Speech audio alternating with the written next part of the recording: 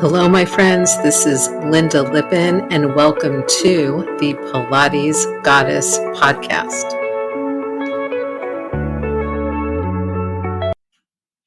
Hello, my friends. It's Lynda Lippin, once again, your host for the Pilates Goddess podcast. And I've been hearing a lot of questions lately about neck pain and Pilates. So that is the topic for today. And like always, I have plenty to say on this particular topic. But before I get started, I wanted to just let you know or remind you, if you already heard, that I am having a 15 days of Pilates celebration right now. And what that means is that starting yesterday, actually, I'm recording this on the 12th, starting on December 11th, I started offering one of my online pre-recorded workshops or classes a day for $15. So if you follow me on social media, you will see the posts every day.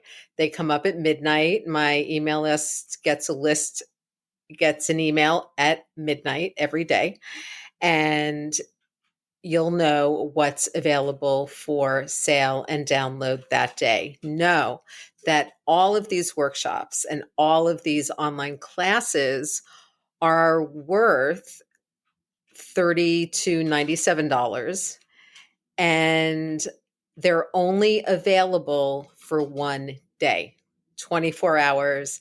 Then they go away and we're on to whatever I've chosen to make available the next day. So if you've been interested in looking at online classes with me in particular, if you have been interested in what I do for osteoporosis modification in the small bones, in the strong bones classes, if you are a Pilates teacher and you have been interested in my Pilates Teacher Mastermind online workshops, but you're still waffling and you haven't wanted to commit to a lot of time and money, then I recommend you take advantage of the workshops that are for sale through December 26th. Again, there will be a different class or workshop every single day that you can buy for $15, and you will have forever access to the video recording.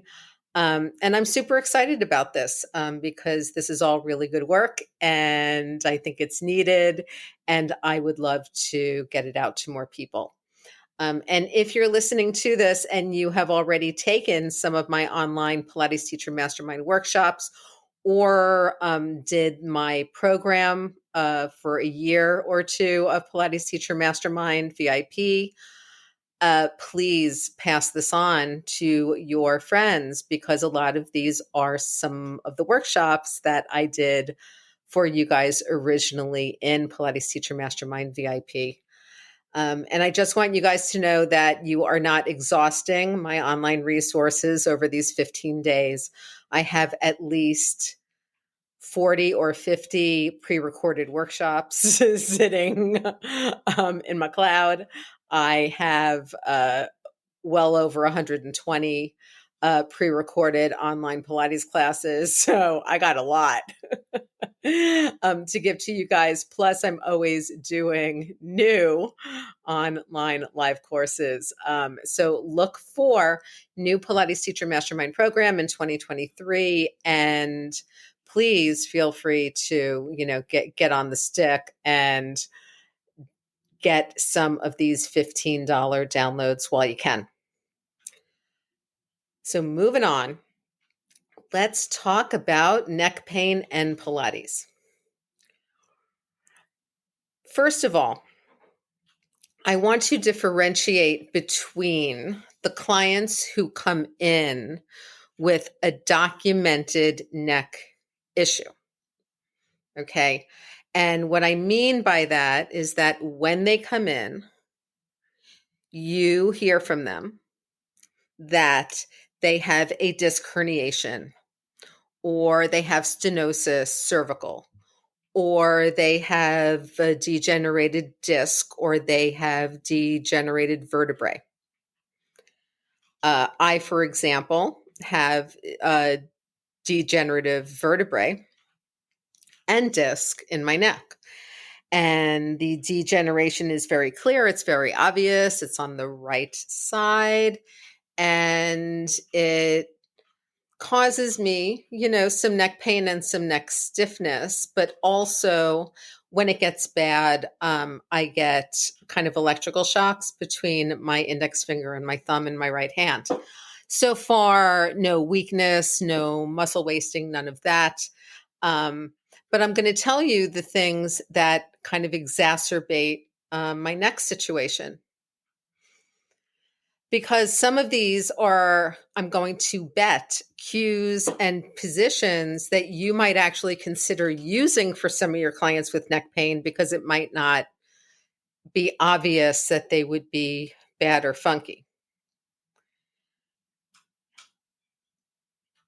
So for me, anything in an inversion is bad. And while it doesn't always hurt me while I'm doing it, it always kicks me in the ass the next day. And sometimes later on the same day, but definitely by the next day. And I'm not even talking the inversions where you're actually rolling all the way backwards or rolling to the head. And there are some of those in Pilates. I'm just talking about, rolling like a ball just to the tips of the shoulder blades. I'm talking about things like open leg rocker, things like seal, let alone anything like rollover or jackknife, or anything like that. I cannot do those. And it's not a matter of positioning. It's not a matter of properly doing the exercise. The fact is that puts way too much pressure into my cervical spine in a bad way. And it's just, positional pressure, and it's the pressure of being in cervical flexion, right? And that sets my whole right side off. So I don't do those anymore. That means when I'm in the Pilates studio, and I've talked about this in other podcast episodes, I'm not doing tower. I'm not doing short spine. I'm not doing long spine. I'm not doing overhead. I'm not, there's a whole load of stuff that I don't do. But I don't worry about it. The fact is my abdominals are strong. I am able to hold my head up for the ab series, for the 100 and all of those other things. That doesn't bother my neck per se, because my neck muscles are actually pretty darn strong. I've done a lot of work on upper body strength so that my neck and my shoulders are strong enough that I can do a whole lot of functional movement with my upper body without it completely fucking up my neck. Okay. And making me be in pain for a few days after. So you're going to have clients like that. You're going to have clients like me who come in and are like, look, I have a thing. I have documented neck stuff. But let's talk about a few ways that I've been cued in a Pilates studio or a gym, and actually have cued myself years ago before I knew better, in ways that really didn't work.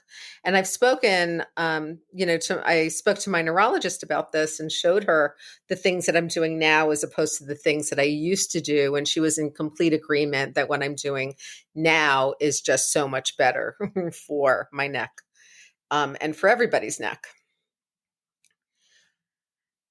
So when you get clients who come in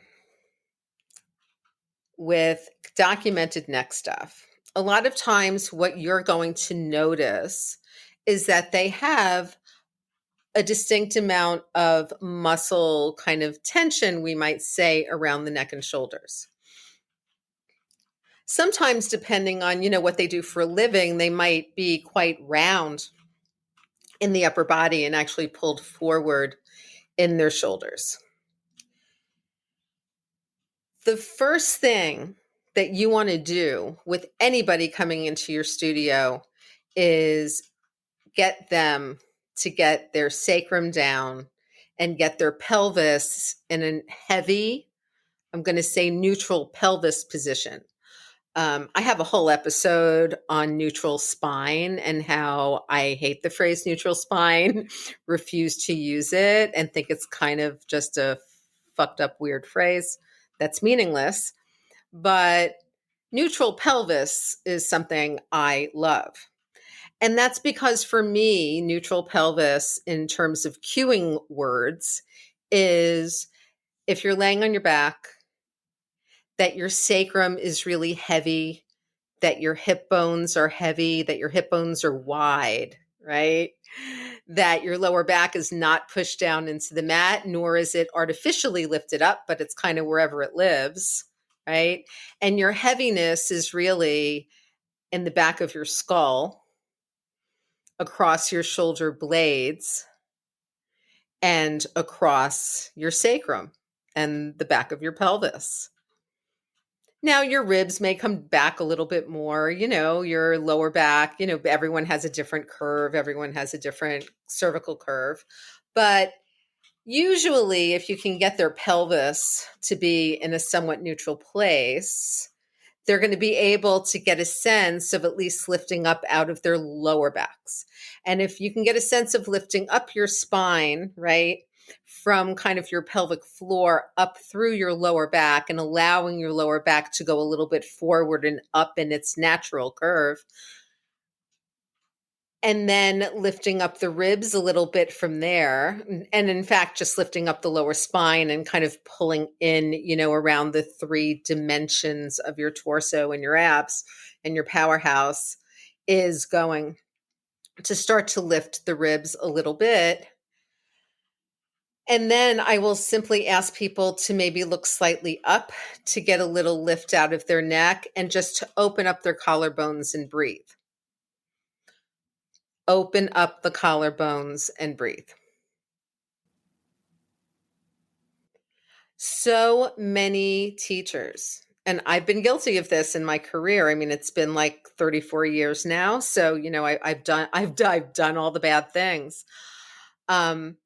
So many of us at the beginning of teaching, especially, we're taught in our teacher training to tell people to push their shoulders away from their ears, to drop the shoulders down the back, to, shoulder blades in the back pockets. We have all of these cues for basically pushing the shoulders down away from our ears. The problem with those cues is that that's not really how it all works. The issue is not to push the shoulders down. The issue is to lift and lengthen out of the spine and then work on shoulder mobility and on opening up the collarbones.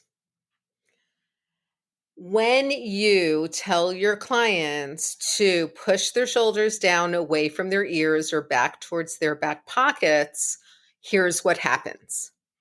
Your shoulder blades and your collarbones are not skeletally attached to the rest of your body. They are just sitting on top of your rib cage. So if you go to kind of artificially push them down, what happens is you end up pushing down on the first few ribs. And as soon as you do that, all of the muscles in your neck that attach your shoulder blades, your collarbones, and your first few ribs to your cervical vertebrae and your skull get strained and overstretched. Because suddenly you're getting a downward pull, a downward push on those muscles that isn't normal. Okay? It compresses the rib cage a little bit. It makes it hard to breathe. You might hear clients saying, as they're pushing their shoulders down, that they're having a harder time breathing because you're literally kind of squishing their ribs down a little bit, which makes it harder to breathe. What we want for our spines is not to be pressing them down closer to the floor, closer to the center of the earth with gravity. What we want for our spines is to be using our powerhouse muscles to lift our spines, to lift our vertebrae, to lift our torsos, our heads, and our necks. And interestingly enough, a lot of the, say, beginner system, if you're a classical teacher, but I think these are usually beginner system in all uh, like traditions or schools of Pilates. The overhead work with the bar or hand weights on a small barrel that you can also mimic on a foam roller. That all of that work of kind of lifting the shoulders up a little bit, lifting the arms up, opening the armpit, opening the collarbones, and getting the shoulders and the arms to move freely is the best thing for the neck. So if you're trying to address neck pain of the like disc herniation, vertebral disc deterioration or stenosis variety by having people push their shoulders down away from their ears, you're just not going to have success with that. You might have success with it for a little while. Your clients, might feel a tiny bit better, but then ultimately that rib compression will set in. The dragging down of the vertebrae will set in, and things will get worse for them instead of better. And I'm saying this to you because it happened to me. Okay. And that's kind of how I know, because I live with this. I lived through this. Okay. Now, interestingly enough, some of the things that have helped me the most have not been neck mobility work. Okay. Because with a compromised vertebrae or disc in the neck, mobility work can be a little fishy. But what really worked for me was neck strengthening. Yeah, neck strengthening. We don't talk enough in Pilates about the fact that like your neck needs to be strong. Joe talked about this. Joe had all kinds of neck strengthening equipment. And in fact, in my modifications for neck and shoulder pain online workshop, I actually have some of the very old school head and neck strengthening exercises that you can do with the magic circle, where the magic circle is actually on your head in the front and the back and the side, and you are working against that magic circle and that resistance to help strengthen the neck. Okay. Neck strength is important. Our heads are heavy, our brains are heavy, and our cervical vertebrae are pretty mobile and pretty thin. So we need to keep all of those muscles strong and all of those muscles working and functional. It's also important that when people say are curling up their heads, that they're not always working on completely flattening out their necks. Okay, this was a big problem for me in particular with the kind of disc and vertebral stuff that I have going on. But, other than maybe doing a little chin nodding and a little chin lifting or some circling around of the skull, there's never really a time when somebody needs to really overstretch the back of their neck. Okay. Doesn't need to happen. You do a little chin nod. Maybe you're holding, I always say, pretend you're holding like an extra large egg between your chin and your breastbone, but you don't want to crush the egg.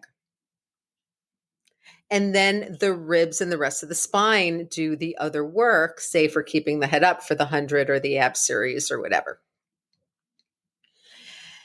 Now, a lot of times you're going to see folks with shoulder pain where you may not have any kind of shoulder diagnosis, but the shoulder pain is really positional. Where once again, you'll see the upper back rounding, you'll see the collarbones kind of closing in the front. You'll see that the hands are always resting in front of the thighs instead of next to the thighs. Okay. And you'll also start to see that larger thoracic curve. Once again, when you're working with folks who are having this, the first thing you're going to do is see if you can get them to either lie down, stand up, sit up, whatever position they're in, and find that kind of more neutral pelvis with their sacrum heavy to the floor or behind them, and then allowing the lower back to lift up and allowing the ribs and the head and the cervical spine to lift up. Once they do that, they're going to be in a much better position to work on both stretching and strengthening within the shoulder girdle. You know, most people don't realize how much movement we can have in the shoulders, and that we need to strengthen both forward, backward, up and down, and in rotation and circumduction. So even if folks, are coming to you, say, after rotator cuff surgery or, after a shoulder injury, once they are cleared to move, you really want to get those shoulders moving. A few years ago, I had bilateral rotator cuff tendonitis that was brought on by a reaction to an antibiotic. And it's a well-known reaction to an antibiotic. And this was not fun because I was on an antibiotic because I was sick already. And then I got the bilateral rotator cuff tendonitis. And this, my friends, literally meant that, like, when I was in the Pilates studio, I could barely lift my arm up high enough to attach the push through spring to the push through bar. Okay. Or grab the leg spring with my client on the Cadillac so I could either assist them or give them a different stretch. But, I knew I didn't want to get frozen shoulder, right? Because what frozen shoulder is when you've had like inflammation or an issue or some pain and you don't work through it at all, and all that tissue just kind of gloms together. So 2 or 3 times a day, I would get either on a small barrel or my foam roller at home, and I would do all the shoulder stretching and all the chest opening and the arm circles and the arms out to the side and arms back overhead and up and, helicopter arms and all of that work that I could do. And then I put on a double shoulder ice pack that I happen to have to deal with some of that inflammation that I got from doing those movements. Now, the whole drug reaction situation, that whole tendonitis situation lasted probably a solid 6 to 8 weeks. But for those 6 to 8 weeks, I was doing my shoulder mobility work and doing some strength work every single damn day. And guess what? It worked. Okay. And now my shoulders feel okay. Also know that, like, I sometimes get shoulder pain on my right side, but it's not my shoulder. It's actually coming from my neck. And I know that now because now I've had the neck diagnosis. And so I kind of, can feel what the difference is. Your last scenario is simply going to be clients who are weak. Okay. If your powerhouse is weak, if your abs are weak, if your back muscles are weak, if the muscles around your torso, around your shoulder girdle, and your neck are weak, then it's going to be harder for you to, say, maintain a position like the 100 where you're holding your head up for, a solid minute or more than a minute while you're doing that exercise. And you're going to see your clients kind of freak out about that because we don't always think about the fact that our necks have tons of muscle in them that need to be appropriately strengthened. It's not simply that your abdominal muscles have to get strong enough that you can hold your head up without your neck kicking in. The minute you lift your head up, your neck is doing some work. I don't care if you're lifting your head forward. I don't care if you're on your stomach, lifting your head up to bend backward. The minute you lift your head, your neck muscles are working. And then your abdominal muscles work with them, or your back muscles work with the neck muscles in order to support and get the whole spine moving. So for the clients who are weaker, you have to encourage them. This will get better. This is muscle strength and endurance. I know it hurts and feels horrible, but it's the same way that the first time, say you do squats or standing footwork and you're like holding a weight, your muscles start to shake. Why? Well, because they're weak and they're getting strengthened by that exercise. But for some reason, when it happens in the abs, or it happens in the inner thighs, or it happens in the glutes, or it happens in the hamstrings, we're all like, oh, that's fine. That's like your muscles getting stronger. You might be a little sore there. It's okay. But everyone gets really precious about the neck muscles and about the neck strength. So when you look at, the archival Pilates stuff and you see those exercises where Joe is on his head, or where Joe has the, neck strengthener on and he's got his head in the strap and he's like leaning away from that Cadillac, don't be horrified. Don't. Because these are exercises to strengthen the neck. And there's a whole Magic Circle series that you could teach your clients at home that will actually show them how to work on neck strength for both mobility and stability on their own. Working on neck strength is not going to be bad for your clients. It may really suck in the short term, right? Because you're trying to hold your head up and then your abs get weak and then you forget to breathe and then maybe you're not curled up all the way through your rib cage and maybe your head's not in the right position and you're looking up instead of forward, whatever it is that you're doing. There's some stuff to work through there and some pain points to work through there. But in general, if you can talk to your clients about keeping a long, lifted, extended spine, about allowing their shoulder blades and their collarbones to just sit on their rib cage without necessarily pushing down, to think about opening the collarbones and allowing the shoulder blades to maybe come together a little bit more in the back, but again, without kind of shoving everything into place, and lengthening up through their heads. Sometimes for myself and my clients, I'll even say, just put your tongue in the roof of your mouth and lift up through your skull. Or put your hands behind your head and press your head back into your hands, which you can even do while you're listening to this, because I'm doing it while I'm talking to you. Press your skull back into the hands, look up slightly from a horizontal gaze, and then just lift up through your whole spine as you're doing this. And you can do this sitting, you can do this standing, you can do this wherever. And then take some deep breaths, shrug your shoulders, let them move around, and you're going to find that people start to feel better. All right?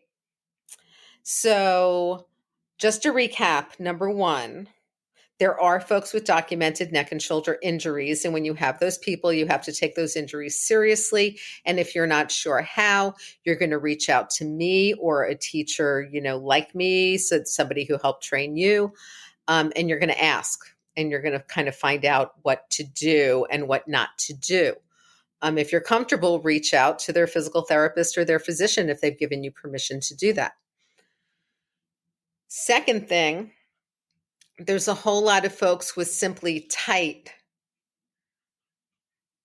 round shoulders. and weak powerhouses, where they really need to strengthen the midsection and strengthen the powerhouse to get lifted and long. And then finally, there's those folks who are just scared and weak and aren't sure about neck strengthening versus neck injury and pain. And that's where you as a teacher have to be pretty clear yourself on what those differences are, and that some muscle work in the neck is fine and is indicated, and possibly even a tiny bit of neck muscle soreness for like a day might happen. But again, as long as it goes away, and as long as you're seeing that the client is doing better in between sessions, okay, and is performing better in the studio, everything's fine. So once again, just stop telling people to push their shoulders down. Just stop it, stop it, stop it. Worst cue ever. Possibly followed by find neutral spine, which is, another horrible, horrible cue that I wish people would just stop using. Just stop it. Your clients have no idea what neutral spine is. I have no idea what neutral spine is. I can talk about your natural spine curves and what they might look like. But your spine moves every single time you move a body part or you breathe. So, there's no neutral there. And that, my friends, is it from me. I will talk to you next time. And would you do me a favor? Really? Seriously? If you're enjoying this podcast, and I think some of you are, I would really love it if you would rate and review. You can do so either on the Apple Podcasts app. You can also do it on Spotify, where they allow for ratings. Or if you go into the show notes, there is a link to Podchaser, where you can easily leave a review of the podcast and a rating, regardless of where you actually listen to it. Thanks once again so much for joining me, and I will talk to you next time. Bye. Thank you so much for listening to the Pilates Goddess podcast. Music brought to you by Nerd Salad. Please leave a review on Apple Podcasts, especially if you liked it. And please like, share, and subscribe wherever you listen to your podcasts. Thanks.